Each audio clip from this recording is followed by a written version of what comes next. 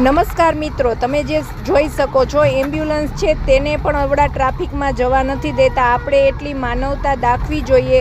કદાચ આપણે પણ 5-10 મિનિટ લેટ થતું હશે, પણ મિત્રો જેનું સ્વજન એમાં છે એને જો 5-10 મિનિટ લેટ થઈ ગયું તો એમને જિંદગીથી હાથ ધોવો પડે છે. આપણે 5-10 મિનિટ ક્યાંય પહોંચવામાં કદાચ ને લેટ થશે તો ચાલશે, પણ મિત્રો ફર્સ્ટ પ્રાયોરિટી એમ્બ્યુલન્સને આપો અને માનવતા દાખવો કે જ્યારે પણ એમ્બ્યુલન્સમાં જે વ્યક્તિના સ્વજન હશે એમને કેટલી પ્રોબ્લેમ હશે ક્યારેક વિચારીને જુઓ.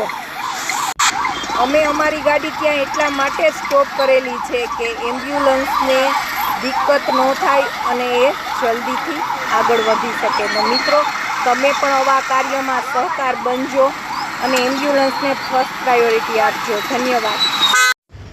તો મિત્રો આ મીડિયાના માધ્યમથી સરકારને પણ એક રિક્વેસ્ટ કરવામાં આવે છે કે જ્યારે પણ ડાયવર્ઝન બનાવો તો આ ઇમરજન્સી માટે એમ્બ્યુલન્સ માટે તો ખાસ એવો રસ્તો રાખો કે લોકોને દિક્કત ન થાય એવી. તો આ વિડીયોને જરૂર શેર કરજો. મિત્રો આપણે ભગવાન શ્રી કૃષ્ણ પાસેથી જો શીખવા જેવું હોય તો એ અર્જુનના સારથી બન્યા હતા. તો આપણે કમસે કમ લોકોના સારથી બનીને એને સહી રસ્તો બતાવીએ અને ન નડીએ. કદાચ રસ્તો ના બતાવીએ તો પણ એને દૂર ખસી જઈએ.